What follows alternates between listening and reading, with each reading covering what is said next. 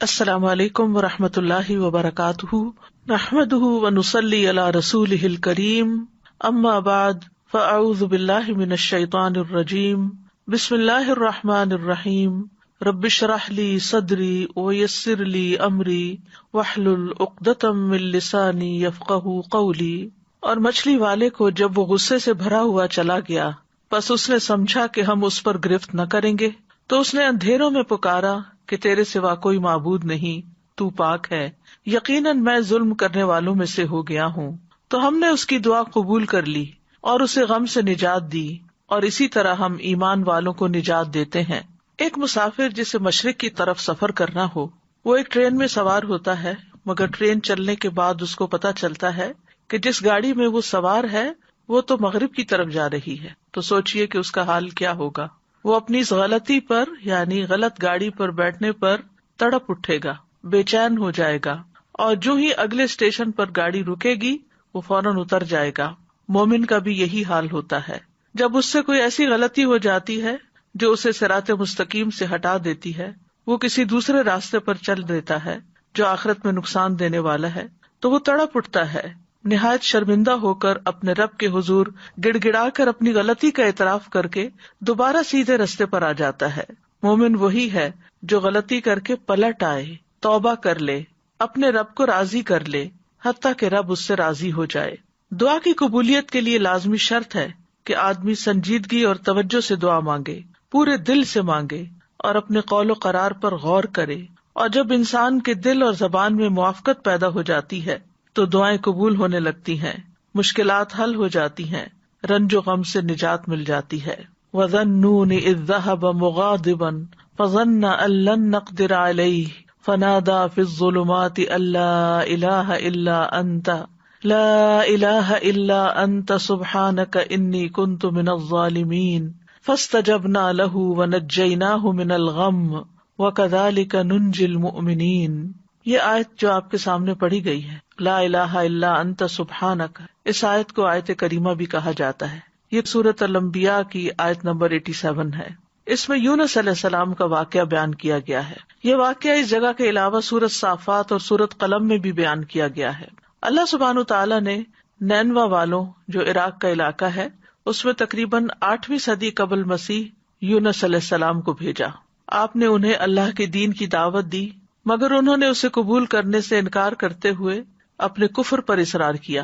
یونس علیہ السلام اپنے لوگوں سے ناراض ہو کر چلے گئے اور وعدہ کر گئے کہ 3 دن بعد اللہ کا عذاب آ جائے گا۔ جب ان لوگوں کو یہ بات ثابت ہو گئی اور وہ سمجھ گئے کہ نبی جھوٹ نہیں بولا کرتے، تو وہ اپنے بچوں، چوپایوں، مویشیوں کو لے کر صحرا کی طرف نکل گئے۔ انہوں نے ماں اور ان کے بچوں کو الگ الگ کر دیا، اور پھر اللہ عز و جل کے حضور آہوزاری کی۔ اونٹ اور ان کے بچے بلبلانے لگے، گائیں اور ان کے بچے ڈکرانے لگے، اور بھیڑ بکریاں اور ان کے بچے ممیانے لگے، تو اللہ نے ان سے عذاب کو دور کر دیا۔ یونس علیہ السلام کی قوم سے عذاب ٹل گیا، انہوں نے عذاب اپنی آنکھوں سے دیکھا، لیکن ایمان لانے پر، توبہ کرنے پر، اللہ کی طرف سچے دل سے پلٹنے پر اللہ سبحانہ تعالیٰ نے ان سے عذاب ٹال دیا۔ اللہ تعالیٰ کا فرمان ہے، فَلَوْلَا كَانَتْ قَرْيَةٌ آمَنَتْ فَنَفَعَهَا إِيمَانُهَا إِلَّا قَوْمَ يُونُسَ لَمَّا آمَنُوا كَشَفْنَا عَنْهُمْ عَذَابَ الْخِزْيِ فِي الْحَيَاةِ الدُّنْيَا وَمَتَّعْنَاهُمْ إِلَىٰ حِينٍ۔ سو کوئی ایسی بستی کیوں نہ ہوئی جو ایمان لائی ہو، پھر اس کے ایمان لانے نے اسے نفع دیا ہو۔ یونس کی قوم کے سوا جب وہ ایمان لے آئے تو ہم نے ان سے ذلت کا عذاب دنیا کی زندگی میں ہٹا دیا اور انہیں ایک وقت تک سامان دیا۔ جب قوم نے توبہ کر لی تو ان کا عذاب ٹل گیا۔ دوسری طرف یونس علیہ السلام کچھ دور جا کر لوگوں کے ساتھ ساحل سمندر پر ایک کشتی میں سوار ہو گئے۔ جو ہی کشتی میں سوار ہوئے، کشتی ڈگمگانے لگی اور لوگوں کو غرق ہونے کا خطرہ پیدا ہو گیا۔ تو انہوں نے قرعہ اندازی کی کہ ایک آدمی کو کشتی سے نکال دیں تاکہ اس کا بوجھ ہلکا ہو جائے۔ قرعے میں یونس علیہ السلام کا نام نکلا، مگر انہوں نے اپنے آپ کو کشتی سے نکالنے سے انکار کر دیا۔ انہوں نے دوبارہ قرعہ اندازی کی، پھر آپ ہی کا نام نکلا، حتیٰ کہ جب تیسری بار قرعہ اندازی کی گئی تو پھر بھی آپ ہی کا نام نکلا۔ اللہ سبحانہ تعالیٰ کا سلسلے میں فرمان ہے، فَسَاهَمَ فَكَانَ مِنَ الْمُدْحَضِينَ، پھر وہ قرعہ میں شریک ہوا تو ہارنے والوں میں سے ہو گیا، قرعہ ان کے نام نکل آیا۔ یہ دیکھ کر یونس علیہ السلام کھڑے ہو گئے، انہوں نے کپڑے اتارے اور دریا میں چھلانگ لگا دی۔ ابن مسعود رضی اللہ عنہ کہتے ہیں کہ اللہ سبحانہ تعالیٰ نے بحر اخضر سے ایک مچھلی کو بھیجا جو دریاؤں کے پانی کو پھاڑتی ہوئی پہنچی. اس نے اس وقت یونس علیہ السلام کو نگل لیا جب انہوں نے کشتی سے چھلانگ لگائی تھی. یعنی جو ہی انہوں نے سمندر میں چھلانگ لگائی فوراً ہی مچھلی نے ان کو ہڑپ کر لیا. اللہ سبحانہ تعالیٰ نے اس مچھلی کی طرف وحی نازل فرمائی تھی کہ تو نے یونس علیہ السلام کے گوشت کو نہیں کھانا، نہ ہی ہڈی کو نقصان پہنچانا ہے، کیونکہ یونس تیرے لیے رزق نہیں بلکہ تیرا پیٹ اس کے لیے محض قید خانہ ہے. دیگر آیات میں بھی اس واقعے کی تفسیر ملتی ہے. وَإِنَّ يُونُسَ لَمِنَ الْمُرْسَلِينَ إِذْ أَبَقَ إِلَى الْفُلْكِ الْمَشْحُونِ فَسَاهَمَ فَكَانَ مِنَ الْمُدْحَضِينَ فَالْتَقَمَهُ الْحُوتُ وَهُوَ مُلِيمٌ. اور بلا شبہ یونس یقیناً رسولوں میں سے تھا. جب وہ بھری ہوئی کشتی کی طرف بھاگ کر گیا، پھر وہ قرے میں شریک ہوا تو ہارنے والوں میں سے ہو گیا، پھر مچھلی نے اسے نگل لیا اس حال میں کہ وہ مستحق ملامت تھا. دوسری طرف ان کی قوم کی کثیر تعداد لوگوں نے ایمان قبول کر لیا. تو بہرحال اس آیت میں اللہ سبحانہ تعالیٰ خوبصورت انداز میں یونس علیہ السلام کا قصہ بیان کرتے ہیں.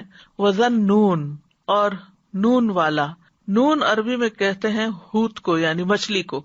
اس کی جمع ہوتی ہے نینان اور انوان. اور ان کا نام یہ کس لیے پڑا؟ کیونکہ مچھلی نے آپ کو نگل لیا تھا، اور اس نے تو اللہ کے حکم سے ہی نگلا تھا. تو اللہ سبحانہ تعالیٰ نے اپنے بندے یونس علیہ السلام کو خوبصورت ذکر اور اچھی تعریف کے ساتھ یاد کیا اور کہا کہ اور مچھلی والا، یعنی یہ بھی ایک پیار کا انداز ہے. اذ ذهب مغاضبا، جب وہ غضبناک ہو کے نکلا، یعنی اپنی قوم سے ناراض ہو گیا. فظن ان لن نقدر علیہ، تو سمجھا کہ ہم اس پر قدرت نہیں رکھتے، یعنی ہم کیا اس کو سزا دینے پر قادر نہیں، پکڑنے پر قادر نہیں. تو انہوں نے کیا کیا؟ جب مچھلی نے نگلا، فنادا فی الظلمات، تو اندھیروں میں اپنے رب ہی کو پکارا، اپنے رب ہی کی طرف رجوع کیا. اور اندھیروں سے مراد رات کا اندھیرا، سمندر کا اندھیرا، مچھلی کے پیٹ کا اندھیرا تھا، یعنی اندھیرے پر اندھیرا تھا. اور کیا دعا مانگی؟ اللہ الہ الا انت سبحانک انی کنت من الظالمین، کہ تیرے سوا کوئی الہ نہیں، تو پاک ہے، بے شک میں ہی ظالموں میں سے ہوں. تو یونس علیہ السلام نے اللہ تعالیٰ کو ان کی کامل الوہیت کا اقرار کرتے ہوئے پکارا، اللہ کی ذات کو ہر نقص، ہر عیب، ہر آفت سے منزہ اور پاک قرار دیا، اور اپنے ظلم اور جرم کا اعتراف کر لیا. انی کنت من الظالمین کہہ کر اپنے آپ کو ظالم قرار دیا. ظلم جو ہے ایک انسان اور اللہ تعالیٰ کے درمیان ہوتا ہے، دوسرا انسان کا اپنے اور لوگوں کے درمیان ہوتا ہے، تیسرا انسان کا اپنے اور اپنے نفس کے درمیان ظلم کرنا ہوتا ہے. تو بہرحال جب انہوں نے اپنی غلطی کا اعتراف کیا تو اللہ تعالیٰ فرماتے ہیں نیکسٹ آیت میں، فاستجبنا لہ، تو ہم نے اس کی دعا قبول کر لی. سبحان اللہ، یعنی انہوں نے جو ہی خطا کا اعتراف کیا اللہ سبحانہ تعالیٰ ان سے راضی ہو گئے. وَنَجَّيْنَاهُ مِنَ الْغَمِّ، اور ہم نے اس کو غم سے نجات دی. وَكَذَلِكَ نُنْجِي الْمُؤْمِنِينَ، اور ہم مومنوں کو اسی طرح نجات دیتے ہیں. تو یہاں دراصل مومنوں کو ایمان لانے، اس پر ثابت قدم رہنے اور اس دعا کو زیادہ سے زیادہ پڑھنے کی ترغیب دی جا رہی ہے، کیونکہ وہ جان چکے ہیں کہ یونس علیہ السلام کو اس کلمے کی وجہ سے نجات ملی تھی. اور یہ ہر اس مومن کے لیے خوشخبری ہے، وعدہ ہے جو کسی بھی تکلیف اور غم میں مبتلا ہو جائے تو وہ ان الفاظ کے ساتھ اپنے رب کو پکارے تو رب ضرور اس کو اس تکلیف سے نجات دے گا، کیونکہ یہ رب کا وعدہ ہے. کذالک ننجی المؤمنین، ہم اسی طرح بچائیں گے، نجات دیں گے مومنوں کو. یعنی جو بھی یہ طریقہ اختیار کرے گا اللہ تعالیٰ اس کی تکلیف کو دور کر دے گا، اس کی تکلیف کم کر دے گا، جیسا کہ اللہ تعالیٰ نے یونس علیہ السلام کے ساتھ کیا. تو اس آیت میں اس بات کی دلیل ہے کہ تحلیل یعنی لا الہ الا اللہ کا پڑھنا اور تسبیح سبحانہ کا پڑھنا ہر غم کو دور کر دیتے ہیں، تکلیفوں اور پریشانیوں سے نجات دیتے ہیں. تو جو شخص اللہ کی کتاب پر ایمان لائے اس کے لیے یہی مناسب ہے کہ وہ اس دعا کو سختیوں میں اپنی پناہ گاہ بنائے اور خوشحالی میں اس کو اپنی سواری بنائے، اس وعدے پر بھروسہ کرتے ہوئے جو اللہ نے مومنوں کے ساتھ کیا ہے کہ وہ اس دعا کے پڑھنے والے کو قبولیت میں یونس علیہ السلام کے ساتھ ملا دیں گے. یعنی جیسے ان کو نجات ملی انہیں بھی مل جائے گی. یونس علیہ السلام سے ایک خطا ضرور ہوئی، لیکن انہوں نے اس کا اعتراف کیا تو اللہ سبحانہ تعالیٰ نے ان کو دوبارہ چن لیا. نبی صلی اللہ علیہ وسلم نے فرمایا کسی شخص کے لیے یہ کہنا جائز نہیں کہ میں یونس بن متی سے بہتر ہوں، کہ میں نے وہ غلطی نہیں کی جو ان سے ہو گئی تھی. تو یہ یونس علیہ السلام کی دعا ہے، لا الہ الا انت سبحانک انی کنت من الظالمین. نبی صلی اللہ علیہ وسلم نے فرمایا ذو النون کی دعا جب وہ مچھلی کے پیٹ میں تھے یعنی لا الہ الا انت سبحانک انی کنت من الظالمین. جب بھی کوئی مسلمان کسی معاملے میں ان الفاظ کے ساتھ اپنے رب سے دعا کرے وہ دعا اس کے لیے ضرور قبول ہوگی. یعنی یہ دعا کی قبولیت کا ذریعہ بھی ہے. یہ دکھ دور کرنے والے کلمات ہیں. رسول اللہ صلی اللہ علیہ وسلم نے فرمایا، کیا میں تمہیں ایسی چیز نہ بتاؤں کہ جب تم میں سے کسی آدمی کو دکھ اور پریشانی اور دنیا کی آزمائشوں میں سے کوئی آزمائش آئے تو وہ اس دعا کو پڑھے تو اس کی تکلیف دور ہو جائے گی؟ تو آپ سے کہا گیا کیوں نہیں؟ آپ نے فرمایا وہ مچھلی والے کی دعا ہے، لا الہ الا انت سبحانک انی کنت من الظالمین.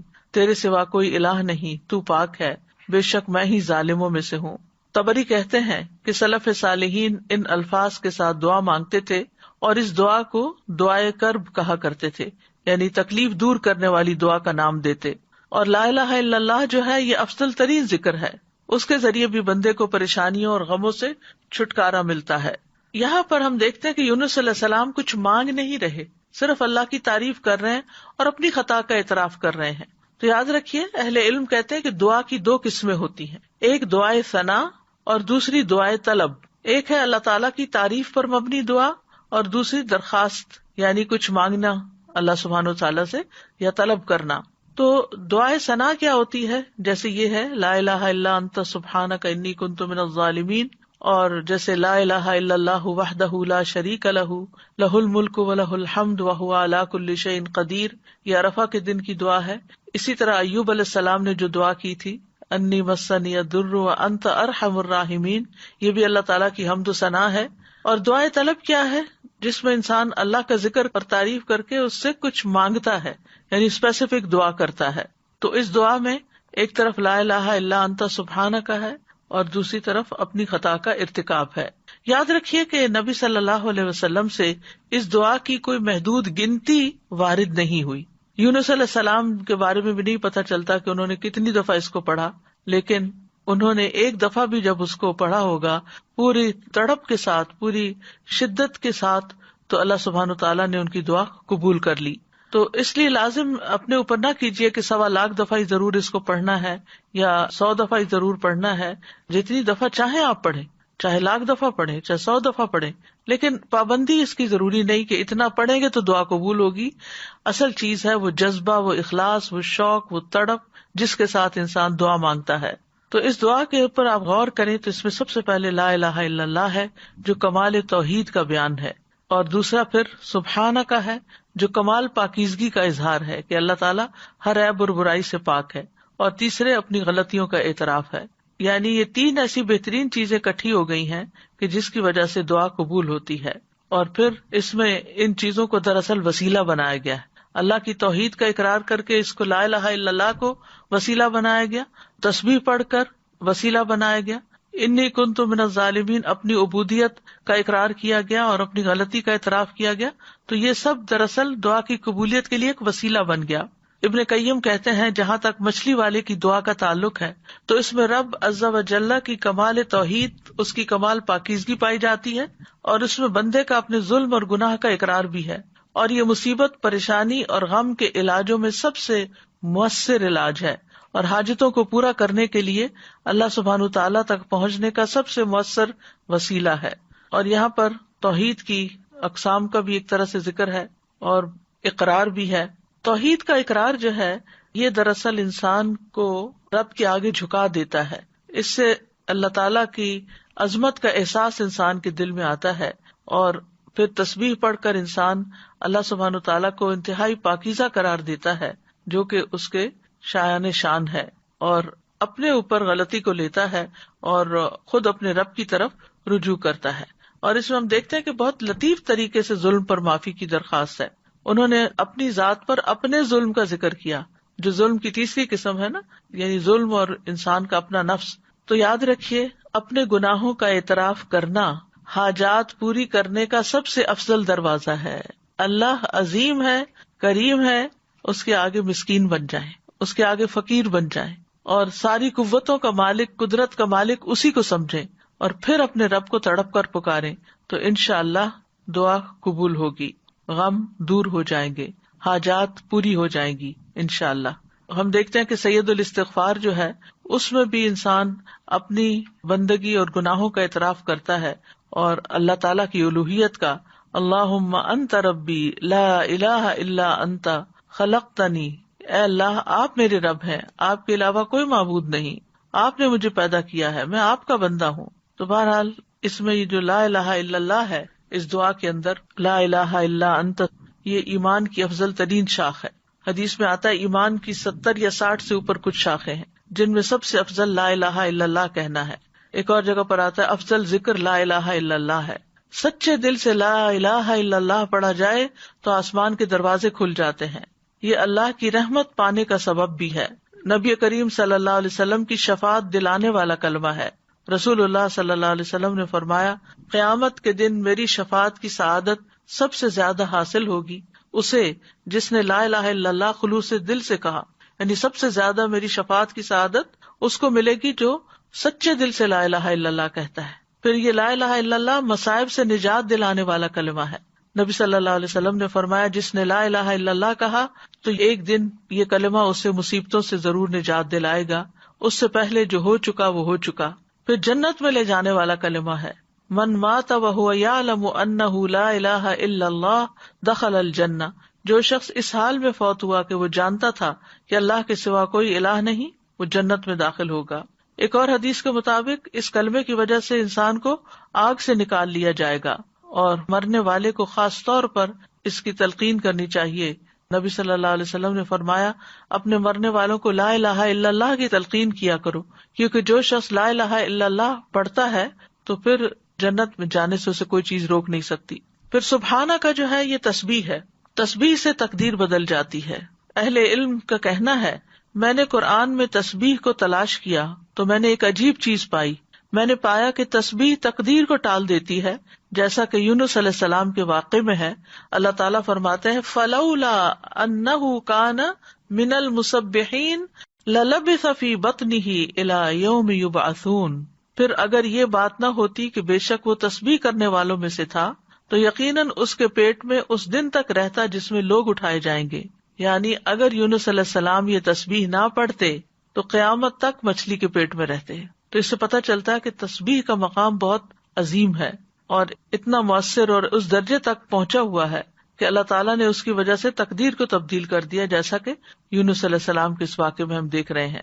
داؤد علیہ السلام کے ساتھ پہاڑ اور پرندے بھی تسبیح کرتے تھے، ان کے ساتھ ساتھ دہراتے تھے۔ سورۃ الانبیاء میں آتا ہے، وَسَخَّرْنَا مَعَ دَاوُودَ الْجِبَالَ يُسَبِّحْنَ وَالطَّيْرَ، ہم نے داؤد کے ساتھ پہاڑوں کو مسخر کر دیا جو تسبیح کرتے تھے۔ زمین آسمان کی تمام مخلوقات تسبیحات کرتی ہیں۔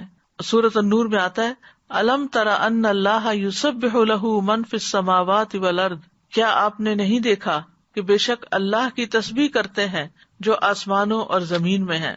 زکریا علیہ السلام کے بارے میں آتا ہے کہ انہوں نے اپنی قوم کو بھی تسبیح کی تلقین کی، ان سبحوا بکرۃ وعشیا، یہ سورۃ مریم کی آیت نمبر 11 ہے۔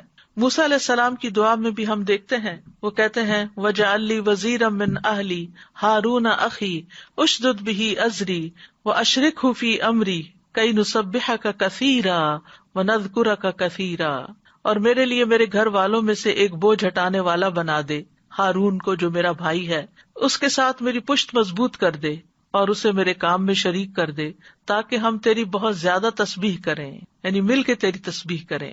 اہل جنت بھی اللہ تعالیٰ کی تسبیح کریں گے۔ جنت والوں کا تذکرہ کرتے ہوئے اللہ تعالیٰ فرماتے ہیں، دعواہم فیہا سبحانک اللہم وتحیتہم فیہا سلام، ان کی دعا ان میں یہ ہوگی، پاک ہے تو اے اللہ، اور ان کی آپس کی بات ان باغات میں سلام ہوگی، یعنی جہاں سے جو گزرے گا دیکھے گا ایک دوسرے کو ملے گا تو سلام کرے گا۔ فرشتے بھی اپنے رب کی تسبیح کرتے ہیں، والملائکۃ یسبحون بحمد ربہم ویستغفرون لمن فی الارض، فرشتے اپنے رب کی حمد کے ساتھ تسبیح کرتے ہیں اور ان لوگوں کے لیے بخشش کی دعا کرتے ہیں جو زمین میں ہیں۔ تسبیح کے بہت سے فائدے بھی ہیں۔ اللہ کے ہاں قربت اور فضیلت پانے کا آسان راستہ ہے۔ رسول اللہ صلی اللہ علیہ وسلم نے فرمایا، تم لوگ اللہ کی عظمت کا جو ذکر کرتے ہو، یعنی تسبیح، تحلیل اور تحمید کے الفاظ کہتے ہو، وہ عرش کے ارد گرد چکر لگاتے ہیں۔ ان کلمات کی ایسی بھنبھناہٹ ہوتی ہے جیسے شہد کی مکھیوں کی بھنبھناہٹ۔ وہ کلمات اپنے ذکر کرنے والے کی اللہ کے ہاں یاد دلاتے ہیں کیا تم میں سے کوئی نہیں چاہتا کہ اس کے لیے کوئی ایسا ہو یا ہمیشہ اللہ کے ہاں اس کی یاد دلائی جاتی رہے. تو تسبیح سے یہ چیز ہوتی ہے. پھر دل کی گھٹن اور تنگی کا علاج بھی ہے. قرآن مجید میں آتا ہے وَلَقَدْ نَعْلَمُ أَنَّكَ يَضِيقُ صَدْرُكَ بِمَا يَقُولُونَ فَسَبِّحْ بِحَمْدِ رَبِّكَ وَكُن مِّنَ السَّاجِدِينَ وَاعْبُدْ رَبَّكَ حَتَّى يَأْتِيَكَ الْيَقِينُ. اور بلا شبہ یقیناً ہم جانتے ہیں کہ بے شک تیرا سینہ اس سے تنگ ہوتا ہے جو وہ کہتے ہیں. بس اپنے رب کی حمد کے ساتھ تسبیح کرو اور سجدہ کرنے والوں میں شامل ہو جاؤ اور اپنے رب کی عبادت کرو یہاں تک کہ تیرے پاس یقین آ جائے. پھر اسی طرح پریشانی، ڈر اور خوف دور کرنے کا ذریعہ ہے. رسول اللہ صلی اللہ علیہ وسلم نے فرمایا جو رات سے خوف کھائے کہ وہ اسے پریشان کرے گی یا مال خرچ کرنے سے بخل کرے یا دشمن سے مقابلہ کرنے سے ڈرے تو اسے چاہیے کہ وہ اس قول کی کثرت کر دے سبحان اللہ و بحمدہ، کیونکہ یہ اللہ کے نزدیک سونے کا پہاڑ اللہ عز و جل کے راستے میں خرچ کرنے سے زیادہ محبوب ہے. اور کس کے پاس سونے کا پہاڑ ہے ہمارے ہاں، لیکن اگر ہم یہ تسبیح پڑھتے ہیں تو انشاءاللہ اتنا بڑا اجر و ثواب ملے گا. پھر اسی طرح تسبیح کو صدقہ بھی کہا گیا. نبی صلی اللہ علیہ وسلم نے فرمایا تم میں جو آدمی صبح کرتا ہے تو اس کے ہر جوڑ پر صدقہ لازم ہے. تو ہر مرتبہ سبحان اللہ کہنا صدقہ ہے، ہر مرتبہ الحمدللہ کہنا صدقہ ہے، اور ہر مرتبہ لا الہ الا اللہ کہنا صدقہ ہے، ہر مرتبہ اللہ اکبر کہنا صدقہ ہے، نیکی کا حکم دینا صدقہ ہے، اور برائی سے روکنا بھی صدقہ ہے. تو اس طرح انسان کے 360 جوڑوں کے صدقات ان تسبیحات سے بھی ادا ہو جاتے ہیں. پھر اسی طرح سبحان اللہ کے ذریعے نیکیاں ملتی ہیں، گناہ مٹ جاتے ہیں. سعد رضی اللہ عنہ کہتے ہیں ہم رسول اللہ صلی اللہ علیہ وسلم کے پاس تھے تو آپ نے فرمایا کیا تم میں سے کوئی ہر دن 1000 نیکیاں کمانے سے عاجز ہے؟ آپ کے پاس بیٹھے لوگوں میں سے کسی نے پوچھا ہم میں کوئی آدمی 1000 نیکیاں کیسے کما سکتا ہے؟ آپ نے فرمایا جو آدمی 100 مرتبہ سبحان اللہ پڑھتا ہے اس کے لیے 1000 نیکیاں لکھی جاتی ہیں یا اس کی 1000 خطائیں مٹا دی جاتی ہیں. پھر اسی طرح رسول اللہ صلی اللہ علیہ وسلم نے فرمایا جو شخص سبحان اللہ و بحمدہ ایک دن میں 100 بار کہے تو اس کے گناہ معاف کر دیے جاتے ہیں اگرچہ وہ سمندر کی جھاگ کے برابر ہی کیوں نہ ہو. یہ صحیح مسلم کی روایت ہے. ایک بار تسبیح پڑھنے سے زمین و آسمان بھر جاتے ہیں. آپ صلی اللہ علیہ وسلم نے یہ بھی فرمایا کہ جس نے سورج طلوع ہونے اور اس کے غروب ہونے سے قبل 100 بار سبحان اللہ کہا تو یہ 100 اونٹوں سے بہتر ہے. سورج طلوع ہونے اور اس کے غروب ہونے سے قبل 100 بار سبحان اللہ پڑھنا. پھر بات ہوتی ہے انی کنت من الظالمین پر کہ بے شک میں ظالموں میں سے ہوں، یعنی اپنے گناہوں کا اعتراف. تو یاد رکھیے جو شخص توبہ کرتا ہے اللہ تعالیٰ اس سے محبت کرتا ہے، جو اپنے گناہوں کا اعتراف کرتا ہے اللہ تعالیٰ اس سے خوش ہوتا ہے. قرآن مجید میں آتا ہے ان اللہ یحب التوابین ویحب المتطہرین، بے شک اللہ توبہ کرنے والوں اور پاک رہنے والوں سے محبت کرتا ہے. ایک اور جگہ پر آتا ہے رسول اللہ صلی اللہ علیہ وسلم نے فرمایا اللہ تم میں سے کسی کی توبہ پر اس سے زیادہ خوش نہیں ہوتا جتنا تم میں سے کوئی اپنی گمشدہ سواری کو پا لینے کے وقت خوش ہوتا ہے. یعنی جس طرح تمہیں کھوئی ہوئی سواری اپنی مل جائے جنگل صحرا میں تو تم خوش ہو جاؤ گے کہ اب تمہاری زندگی کے بچنے کا سامان مل گیا، تو اسی طرح اللہ تعالیٰ اس سے بھی زیادہ خوش ہوتے ہیں جب کوئی شخص توبہ کرتا ہے. پھر توبہ کرنے سے انسان کے گناہ معاف ہو جاتے ہیں. نبی صلی اللہ علیہ وسلم نے فرمایا اگر تم اتنے گناہ کرو کہ تمہارے گناہ آسمان تک پہنچ جائیں پھر تم توبہ کرو تو اللہ تعالیٰ تمہیں معاف کر دے گا. پھر گناہوں سے توبہ کرنے والا ایسا ہے جیسے اس نے گناہ کیا ہی نہ ہو. استغفار اور توبہ گناہوں کا علاج ہے. تو اس دعا سے کیا فائدے ہمیں حاصل ہوئے؟ اس دعا میں جامع آداب بھی ہیں اور پاکیزہ کلمات بھی ہیں اور ان کے بہت زیادہ فائدے بھی ہیں. کبھی کسی سے براہ راست کچھ مانگنے کی بجائے اشارتاً بات کی جائے تو اس کا بھی جواز ملتا ہے، جیسے اس دعا کے اندر اشارتاً بات کی گئی ہے، ڈائریکٹ دعا نہیں کی گئی. پھر یہ کہ کچھ اللہ سبحانہ وتعالیٰ سے مانگتے ہوئے دعا کے آداب اور قبولیت کے اسباب کو بھی ملحوظ رکھنا چاہیے، اور وہ اس دعا میں جمع ہو گئے ہیں. یعنی بندہ اپنی دعاؤں میں اپنی پریشانی، اپنے غموں اور مصیبتوں کے وقت اس دعا کو کثرت سے اختیار کر لے. دعا میں اللہ کی توحید کا ذکر کیا جائے. تسبیح تکلیفوں اور پریشانیوں سے نجات کا سبب ہے. توحید، ایمان اور گناہوں کا اعتراف دنیا اور آخرت کی ہلاکتوں سے بچانے والا ہے. گناہ نعمتوں کے زوال اور عذاب کے حصول کا سبب ہے، یعنی نعمتوں کے زائل ہونے اور عذابوں کے حاصل ہونے کا، مصیبتوں کے آنے کا سب سے بڑا جو سبب ہے وہ انسان کے اپنے ہی گناہ ہیں. اللہ سبحانہ و تعالیٰ سے حسن ظن رکھنا چاہیے، باوجود اس کے کہ وہ نبی تھے، ان کا بڑا مقام تھا، لیکن انہیں جن حالات سے واسطہ پیش آیا تو انہوں نے اپنے آپ کو قصوروار قرار دیا، اللہ تعالیٰ کو بلیم نہیں کیا یا کسی اور کو نہیں کیا۔ پھر یہ ہے کہ انسان یہ یاد رکھے کہ اس کے اوپر جو مصیبت آتی ہے وہ انسان کی اپنی کوتاہی کی وجہ سے آتی ہے۔ اللہ سبحانہ تعالیٰ تو ہر نقص اور عیب سے پاک ہے۔ پھر اسی طرح اس دعا سے یہ بھی پتہ چلتا ہے کہ مخلوقات خواہ کوئی بھی مقام اور مرتبہ حاصل کر لیں، وہ اللہ ہی کی محتاج ہیں۔ مخلوقات میں سب سے زیادہ بڑے درجے اور رتبے والے انبیاء ہوتے ہیں، لیکن وہ بھی اللہ کے بندے ہوتے ہیں۔ تو اس لیے کسی بھی مشکل پریشانی کے وقت انسانوں کی طرف نہیں بھاگیں بلکہ اللہ کی طرف دوڑیں۔ یہ دعا جو ہے وہ خاص طور پر رنج و غم دور کرنے کی دعا ہے۔ پہلی بات تو یہ یاد رکھنی چاہیے کہ انسان کمزور پیدا کیا گیا، وَخُلِقَ الْإِنسَانُ ضَعِيفًا، اس کو تکبر زیب ہی نہیں دیتا کہ وہ جھوٹ موٹ بڑا بن کے رہے۔ انسان اللہ کا محتاج ہے۔ یا ایھا الناس انتم الفقراء الی اللہ واللہ ھو الغنی الحمید، انسان کا اللہ کے سوا کوئی مددگار نہیں۔ وما لکم من دون اللہ من ولی ولا نصیر، تمہارے لیے اللہ کے سوا نہ کوئی دوست ہے نہ کوئی مددگار۔ پھر یہ کہ وَلِلَّهِ مُلْكُ السَّمَاوَاتِ وَالْأَرْضِ وَاللَّهُ عَلَى كُلِّ شَيْءٍ قَدِيرٌ۔ سورۃ آل عمران میں اللہ تعالیٰ فرماتے ہیں کہ اللہ آسمان و زمین کا مالک ہے، یعنی آسمان اور زمین یہ اللہ ہی کی ملکیت ہے، اور اللہ ہر چیز پر پوری قدرت رکھتا ہے۔ پھر اسی طرح بھلائی پہنچانے اور تکلیف ہٹانے پر اللہ قادر ہے، یہ بھی ہمارا یقین ہونا چاہیے۔ وَإِن يَمْسَسْكَ اللَّهُ بِضُرٍّ فَلَا كَاشِفَ لَهُ إِلَّا هُوَ وَإِن يَمْسَسْكَ بِخَيْرٍ فَهُوَ عَلَى كُلِّ شَيْءٍ قَدِيرٌ۔ اگر اللہ تجھے کوئی تکلیف پہنچائے تو اس کے سوا کوئی اسے دور کرنے والا نہیں، اور اگر وہ تجھے کوئی بھلائی پہنچائے تو وہ ہر چیز پر پوری طرح قادر ہے۔ پھر یہ کہ شفا اللہ ہی دیتا ہے۔ وَإِذَا مَرِضْتُ فَهُوَ يَشْفِينِ، اللہ ہی کو پکارنا برحق ہے۔ اللہ سے ہمیں اپنے غم اور دکھ کا اظہار کرنا چاہیے، جیسے یوسف علیہ السلام کے والد یعقوب علیہ السلام نے کہا انما اشکو بثی وحزنی الی اللہ، اپنے شکوے صرف اللہ ہی سے کرنے چاہیے اور ہر معاملے میں اللہ کی طرف بڑھنا چاہیے۔ نبی صلی اللہ علیہ وسلم نے فرمایا بے شک اللہ تعالیٰ فرماتا ہے میں اپنے بندے کے گمان کے ساتھ ہوتا ہوں جو وہ میرے ساتھ گمان رکھتا ہے، جب وہ مجھے یاد کرتا ہے میں اس کے ساتھ ہوتا ہوں، اور اگر وہ مجھے اپنے دل میں یاد کرے تو میں بھی اسے اپنے دل میں یاد کرتا ہوں، اگر وہ مجھے بھری محفل میں یاد کرے تو میں اسے اس سے بہتر محفل میں یاد کرتا ہوں، اگر وہ میری طرف ایک بالشت آئے تو میں اس کی جانب 1 گز نزدیک ہوتا ہوں، اگر وہ مجھ سے 1 گز قریب ہو تو میں اس سے 2 گز قریب ہوتا ہوں، اگر وہ میری طرف چلتا ہوا آئے تو میں دوڑتا ہوا اس کے پاس جاتا ہوں۔ یعنی اس کا مطلب کیا ہے؟ اس کا مطلب یہ ہے کہ انسان کسی بھی تکلیف، مشکل، مصیبت کے وقت اللہ سبحانہ تعالیٰ کی طرف ہی پلٹے، اس سے رجوع کرے، اس سے گڑ گڑا کر دعا کرے، اور پھر جن چیزوں کا اللہ نے حکم دیا ان کو بجا بھی لائے۔ ہمیشہ اللہ سے اچھا گمان رکھنا چاہیے، ہر حال میں اللہ سے راضی رہنا چاہیے، اللہ ہی پر بھروسہ رکھنا چاہیے۔ دوسرا یہ کہ دنیا کی فکر چھوڑ کر آخرت کی فکر کرنی چاہیے۔ نبی صلی اللہ علیہ وسلم نے فرمایا جو اپنے غموں کو ایک ہی غم بنا لے، یعنی آخرت کا غم، تو اللہ دنیا کے غموں سے اسے کفایت کرے گا۔ حدیث میں یہ آتا ہے جس شخص کا مقصد اور اس کی حرص دنیا ہو وہی اس کا ہدف بن جائے اور اسی کی نیت وہ کرتا ہو تو اللہ تعالیٰ اس کی آنکھوں کے سامنے اس کا فقر و فاقہ کر دیتے ہیں، اس پر اس کے معاملات بکھیر دیتے ہیں، اور اس کو اس سے اتنا ہی ملتا ہے جو اس کے لیے لکھ دیا گیا ہو۔ اور جس شخص کا مقصد اور اس کی حرص آخرت ہو اور وہی اس کا ہدف بن جائے اور اسی کی نیت کرتا ہو تو اللہ تعالیٰ اس کے دل میں غنا ڈال دیتے ہیں اور اس کے معاملات کو یکجا کر دیتے ہیں اور دنیا اس کے پاس ذلیل ہو کر آتی ہے۔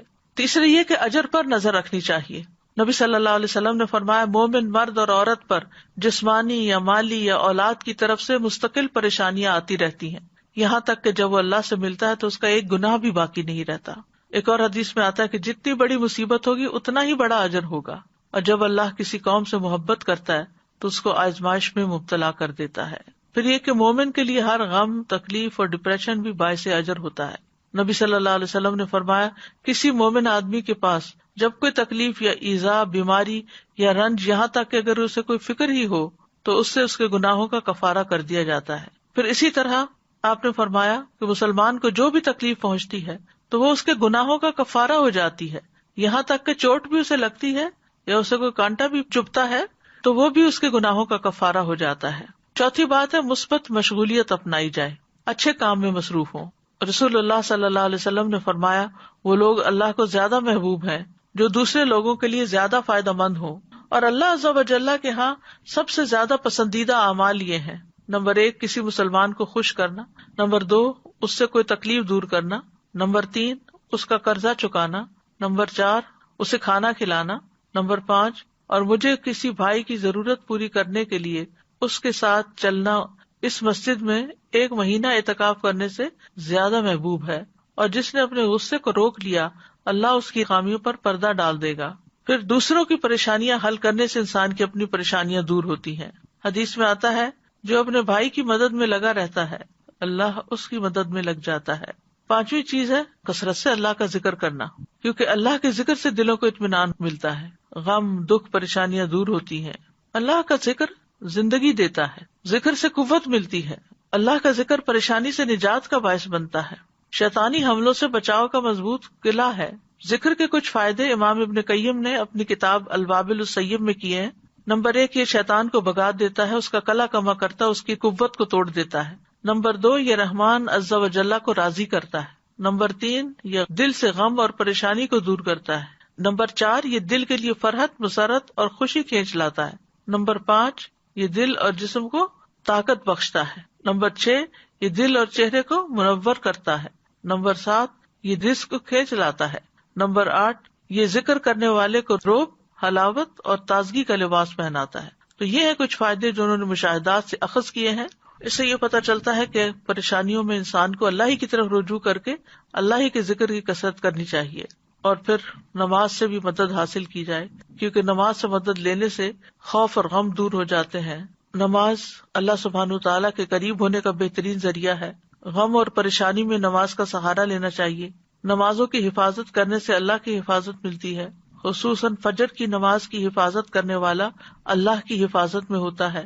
چاشت کی 4 رکعت پڑھنا دن بھر کے لیے کافی ہو جاتی ہیں۔ 7ویں چیز اس سے بڑی مصیبت کو یاد کرنا، یعنی جب کوئی مصیبت آئے تو سوچے کہ اس سے بڑی بھی آ سکتی تھی، تو دل میں شکر پیدا ہوگا، اور جو شکر ادا کرتا ہے اللہ تعالیٰ اس کی نعمت کو محفوظ رکھتے ہیں اور اس کو اس سے بھی بہتر عطا کرتے ہیں۔ پھر یہ کہ اپنے سے نیچے والوں کو دیکھا جائے، انبیاء کی آزمائشوں تکلیفوں کے بارے میں جانا جائے، تاکہ ہمیں اپنی تکلیفیں بہت بڑی نہ لگیں۔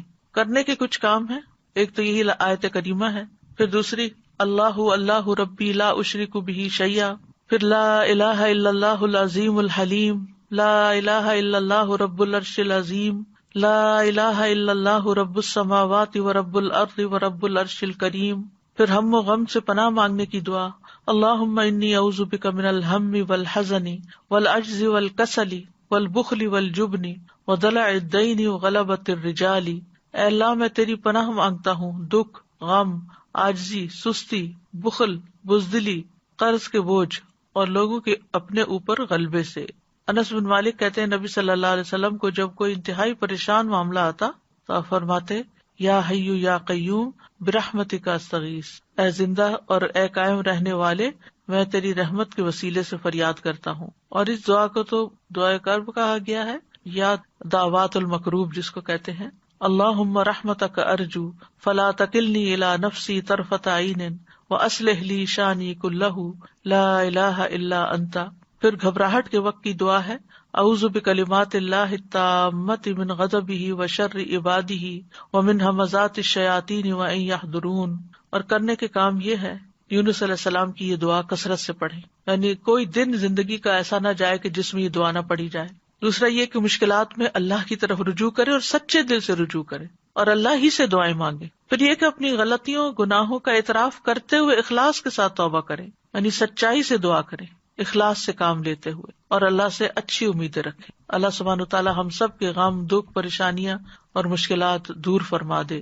وآخر دعوانا ان الحمد للہ رب العالمین۔ سبحانک اللہم وبحمدک اشہد ان لا الہ الا انت استغفرک واتوب الیک۔ السلام علیکم ورحمۃ اللہ وبرکاتہ۔